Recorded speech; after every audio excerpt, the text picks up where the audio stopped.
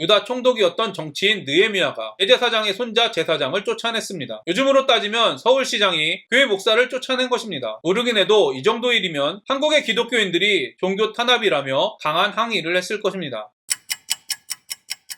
안녕하세요. 바이블 TMI의 마카리오스입니다. 오늘 본문은 느헤미야 13장 23절부터 31절입니다. 성전 개혁, 사역자들 개혁, 안식일 개혁을 이어 공동체를 개혁하는 내용이 바로 오늘 본문입니다. 오늘 말씀을 통해 거룩한 삶으로 개혁하는 일, 교회 리더의 잘못에 대한 대처 방법에 대해 깊이 성찰하는 시간이 되기를 바랍니다. 그때 내가 또 본즉 유다 사람이 아스돗과 암몬과 모압 여인을 맞아 아내로 삼았는데 그들의 자녀가 아스돗 방언을 절반쯤은 하여도 유다 방언은 못하니 그 하는 말이 각 족속의 방언이므로 내가 그들을 책망하고 저주하며 그들 중 몇 사람을 때리고 그들의 머리털을 뽑고 이르되 너희는 너희 딸들을 그들의 아들들에게 주지 말고 너희 아들들이나 너희를 위하여 그들의 딸을 데려오지 아니하겠다고 하나님을 가리켜 맹세하라 하고 또 이르기를 옛적의 이스라엘 왕 솔로몬이 이 일로 범죄하지 아니하였느냐. 그는 많은 나라 중에 비길 왕이 없이 하나님의 사랑을 입은 자라. 하나님이 그를 왕으로 삼아 온 이스라엘을 다스리게 하셨으나 이방 여인이 그를 범죄하게 하였나니 너희가 이방 여인을 아내로 맞아 이 모든 큰 악을 행하여 우리 하나님께 범죄하는 것을 우리가 어찌 용납하겠느냐. 느헤미야는 이방 여자와 결혼하지 않는 일, 더 나아가 이미 결혼한 이방 여자와 이혼하고 관계를 끊는 일을 공동체 개혁의 첫 번째 과제로 제시하고 있습니다. 많은 사람들이 이 본문을 가지고 믿지 않는 사람과 결혼하지 말아야 한다고 주장합니다. 하지만 저는 특별한 경우가 아니라면 요즘 시대에 이렇게 적용해서는 안 된다고 생각합니다. 이미 여러 차례 말씀드렸지만 이방 여자와 결혼하지 말라고 한 이유는 하나님을 멀리하게 만드는 이방신과 이방 문화를 제거하기 위함이라는 사실을 기억하시기를 바랍니다. 여러분 생각해 보십시오. 아직 결혼하지 않은 사람에게 이방 여자와 결혼하지 말라고 하는 일은 그래도 할 수 있을 것 같습니다. 하지만 이미 자신과 결혼한 여자와 심지어 아이들까지 있다면 가정을 깨는 일은 결코 쉽지 않은 일입니다. 에스라서를 보면 이렇게 고백한 사람들 중에 이 개혁에 동참한 사람들은 생각보다 많지 않았다는 사실을 알 수 있습니다. 저는 여러분이 오늘 말씀을 통해 세상에 속해 있던 옛사람을 하나님의 나라 백성의 삶으로 개혁하는 일은 결코 쉽지 않다는 사실을 알게 되기를 바랍니다. 많은 사람들이 하나님의 일에 이런저런 핑계를 대며 잠깐만 기다려달라고 하거나 이 일만 끝나면 하겠다고 합니다. 상황이 이러저러 하기 때문에 할 수 없다고 합니다. 그러나 여러분, 하나님의 일은 상황을 보면 항상 할 수 없습니다. 왜냐하면 상황을 보면 할 수 없는 이유를 수천 가지도 찾아낼 수 있기 때문입니다. 그럼에도 불구하고 그리스도인은 할 수 없는 그 모든 이유보다 더 중요한 단 한 가지 이유 때문에 하나님의 일에 동참하는 사람들입니다. 그 이유는 하나님의 구원을 받은 사람들은 단호하게 죄를 끊고 거룩함으로 하나님과 동행한다는 것을 믿고 있기 때문입니다. 기준과 시선이 이 땅에 있으면 하나님의 일을 할 수 없습니다. 그러나 기준과 시선이 하나님의 나라에 있다면 여러분은 기쁨으로 하나님의 일을 하게 될 것입니다. 다시 한번 말씀드리겠습니다. 세상 속에서 살아가는 우리들은 세상에 시선을 둘 수밖에 없는 환경입니다. 당연히 세상 속에서 거룩한 삶으로 개혁하고 하나님께 순종하는 일은 절대 쉽지 않습니다. 왜냐하면 세상에 시선이 있으면 이런저런 핑계를 대며 하나님께 순종하지 않기 때문입니다. 더 나아가 세상으로 시선이 떨어지면 상황에 따라 어쩔 수 없다며 조그마한 죄를 용납하기 시작하고 그 조그마한 죄는 우리의 영적 타락, 도덕적 타락으로 연결되어 결국 사망에 이르는 죄도 용납하게 될 것입니다. 신학자 바버는 이렇게 말합니다. 느헤미야는 악을 용납하며 영적인 침체를 막게 되고 영적인 침체를 막게 되면 교리에 냉담하게 되고 교리에 냉담하게 되면 영적, 도덕적 타락으로 이어진다는 것을 알고 있었다. 이런 이유 때문에 보기 싫어도 보이는 세상에 시선을 고정하지 않기 위하여 치열한 싸움을 해야 하는 것이 그리스도인의 삶입니다. 우리의 시선이 땅에 떨어졌을 때 가져오는 결과에 대해 생각하십시오. 죄와 싸우지 않고 잠시라도 용납하는 일이 얼마나 무서운 결과를 가져오는지 생각하십시오. 이쯤이야라며 용납한 작은 죄들이 가져오는 결과를 생각하십시오. 무엇보다 우리가 받은 구원은 하나님의 성품인 거룩으로 다시 태어난 것이라는 사실을 기억하십시오. 조그마한 죄라도 용납하는 일은 그리스도인의 성품과는 반대된다는 것을 기억하십시오. 대제사장 엘리야십의 손자 요야다의 아들 하나가 호론 사람 산발랏의 사이가 되었으므로 내가 쫓아내어 나를 떠나게 하였느니라. 내 하나님이여 그들이 제사장의 직분을 더럽히고 제사장의 직분과 레위 사람에 대한 언약을 어겼사오니 그들을 기억하옵소서. 내가 이와 같이 그들에게 이방 사람을 떠나게 하여 그들을 깨끗하게 하고 또 제사장과 레위 사람의 반열을 세워 각각 자기의 일을 맡게 하고 또 정한 기한에 나무와 처음 익은 것을 드리게 그리하였사오니 내 하나님이여 나를 기억하사 복을 주옵소서. 많은 목회자들이 목사를 절대 비난해서도 안되고 터치해서도 안되는 하나님을 대신하는 사람이라고 주장합니다. 평신도보다 영적으로 더 높은 자리에 있기 때문에 순종해야 한다고 주장합니다. 하나님이 주신 자리이기 때문에 순종해야 한다고 주장합니다. 그러나 오늘 말씀을 잘 보십시오. 유다 총독이었던 정치인 느헤미야가 대제사장의 손자 제사장을 쫓아냈습니다. 요즘으로 따지면 서울시장이 교회 목사를 쫓아낸 것입니다. 모르긴 해도 이 정도 일이면 한국의 기독교인들이 종교 탄압이라며 강한 항의를 했을 것입니다. 하지만 오늘 말씀을 보면서 느헤미야를 종교를 탄압한 사람이라고 비난하는 그리스도인은 아무도 없을 것입니다. 왜냐하면 느헤미야가 하나님의 사람이라는 것을 알고 있기 때문입니다. 그렇습니다. 정치인 느헤미야가 제사장을 쫓아냈습니다. 이처럼 성경은 하나님의 뜻을 어기는 종교 지도자는 평신도라도 교회에서 쫓아낼 수 있다고 말하고 있습니다. 잘못이 있다면 고치기를 주저하지 말라. 잘못하고도 뉘우치지 않는 자, 뉘우치면서도 잘못을 고치지 않는 자는 비열하다. 노노와 소학은 중국과 한국의 왕들과 나라를 다스리는 신하들이 필수적으로 배우는 책이었습니다. 예로부터 잘못을 인정하고 고치는 일은 좋은 지도자의 덕목이었습니다. 잘못을 인정하고 고치기를 싫어하는 왕들이 간신들의 말만 듣다가 나라를 위태롭게 한 일은 역사를 통해 수없이 볼 수 있습니다. 그래서 자신이 싫어하고 반대되는 말들을 경청하는 것 역시 좋은 지도자의 덕목이었습니다. 그러나 영적 리더인 그리스도인이 모인 교회는 왜 잘못을 지적조차 하지 못하게 합니까? 저는 목회자나 중직자가 결정한 일들에 말도 못하게 하면서 무조건 따르는 것은 좋은 신앙이 아니라 가스라이팅에 당한 것이라고 생각합니다. 이런 한국 교회의 특징은 스승의 말을 무조건 받아들이는 한국 교육의 영향일 것입니다. 한국 교육은 분명히 장단점이 있습니다. 하지만 분명한 것은 성경의 교육 방식은 한국식 교육이 아니라는 사실입니다. 구약의 배경인 이스라엘의 교육은 하브루타, 서로 짝을 지어 질문, 답, 토론, 논쟁하는 교육 방법이었습니다. 신약의 배경인 헬라 문화는 서로 모여 토론하는 문화였습니다. 따라서 구약과 신약에 기록되어 있는 교회는 서로 다른 의견을 낼 수 있는 교회였습니다. 잘못된 것은 잘못되었다고 말할 수 있는 교회였습니다. 서로 다른 의견을 자유롭게 토론할 수 있는 구약과 신약의 교회의 특징을 기억하시기를 바랍니다. 여러분의 귀에 듣기 좋은 말만 하는 목회자들을 조심하십시오. 목회자의 말과 하나님의 말을 동일하게 여기게 하는 모든 것들을 경계하십시오. 교회 리더를 존중하라며 다른 의견을 내지 못하게 하고 무조건 따르라고 하는 목회자와 직분자들을 조심하십시오. 무엇보다도 자신의 잘못을 인정하지 않고 바꾸지 않는 목회자와 리더들이 있다면 느헤미야와 바울과 같이 목회자의 잘못을 지적하십시오. 듣기 싫어도 올바른 말을 전하는 사람들이 리더에게 도움이 되는 충신과 같은 사람이기 때문입니다. 그 어떤 사람도 완벽한 사람은 없습니다. 완벽한 사람은 없다는 이유로 너도 맞고 나도 맞고 우리 함께 모두 인정하자, 좋은 게 좋은 것이다 라고 말하는 것이 포스트 모더니즘의 정신입니다. 하지만 성경은 그렇게 말하지 않습니다. 하나님의 말씀대로 잘하는 부분은 칭찬하고 부족하고 불순종하는 부분은 지적하고 고치는 것이 성경이 말하는 공동체입니다. 종교개혁자들이 주장한 교회 공동체의 질서는 세상이 정해준 계급이 아니라 하나님의 말씀에 따라 좌우되는 것입니다. 하나님의 사람들은 느헤미야와 같이 미움받을 용기로 불순물과 같은 사람들을 걸러내어 하나님의 나라를 거룩하게 만드는 사람들입니다. 교회의 거룩을 유지하기 위하여 교회를 세속화시키는 사람이 되지 않도록 경계하시기를 바랍니다. 자신의 잘못을 지적해주는 사람이 모두 여러분의 적이 아니라 여러분을 사랑하는 사람도 포함되어 있다는 사실을 기억하시기를 바랍니다. 더 나아가 하나님만 바라보며 교회를 세속화시키는 사람들을 지적하여 거룩으로 돌이킬 수 있는 미움받을 용기를 가진 사람이 되기를 바랍니다. 많은 사람들이 느헤미야서를 생각하면 성벽 재건을 완성하신 하나님을 찬양하며 긍정적인 부분만 생각합니다. 하지만 느헤미야서를 마치는 결론을 잘 보십시오. 성벽 재건 완성을 감사와 찬양하는 내용으로만 마무리하지 않습니다. 성벽 재건에 참여한 유다 종교의 최상위층인 대제사장의 손자가 성벽 재건을 반대한 산발랏의 사이가 되는 내용이 결론 부분에 기록되어 있습니다. 이것은 성벽 재건이 어떤 사람들에게는 하나님을 떠나는 저주가 되었다는 사실을 보여주고 있습니다. 성전과 성벽이 재건되어 막대한 부와 힘을 가지게 된 대제사장과 지도층들이 계속해서 죄를 짓고 있습니다. 지금도 마찬가지입니다. 예수님의 십자가는 예수님을 믿는 사람들에게는 은혜이지만 믿지 않는 사람에게는 저주와 어리석음의 상징입니다. 여러분에게 예수님의 십자가와 부활의 사건은 은혜입니까? 저주의 사건입니까? 여러분에게 십자가와 부활의 능력인 자기 부인과 거룩함으로 사는 삶은 자유로운 삶입니까? 아니면 감옥 생활과 같은 속박된 삶입니까? 자기를 부인하고 거룩함으로 하나님의 말씀대로 사는 삶이 정말 은혜라고 생각하는지 점검해 보시기를 바랍니다. 그리스도인에게 주어진 새로운 성품인 팔복을 정말 복이라고 생각하고 간절히 원하고 있는지 점검해 보시기를 바랍니다. 제가 오늘 여러분과 적용하고 싶은 부분을 말씀드리겠습니다. 첫 번째, 세상 속에서 더 거룩한 삶으로 개혁하고 하나님께 순종하는 일은 절대 쉽지 않습니다. 이런 현실 속에서 여러분은 어떤 믿음과 어떤 방식으로 여러분의 삶을 개혁하고 있는지 자세히 살펴보시기를 바랍니다. 두 번째, 하나님께서 보여주시는 우리의 불순종과 잘못을 회개하고 있습니까? 우리의 잘못을 회개하지 못하게 하는 이유가 무엇인지 깊이 고민해 보시기를 바랍니다. 더 나아가 공동체 사람들, 특히 리더들의 불순종과 잘못이 보일 때 눈 감고 모른 척하고 있습니까? 하나님께 기도하며 미움받을 용기를 내 리더들에게 잘못을 이야기하고 있습니까? 리더들에게 잘못을 이야기하지 않는 이유가 하나님이 세우신 리더의 잘못을 비난하는 것이 죄라고 생각하기 때문입니까? 리더와의 관계가 멀어질 것을 걱정하기 때문입니까? 교회를 분열시키는 사단의 자식이라는 말을 듣는 것이 두렵기 때문입니까? 여러분이 리더들에게 잘못을 이야기하지 않는 이유가 무엇인지 깊이 생각해 보시기를 바랍니다. 오늘도 행복한 하루가 되시기를 바랍니다.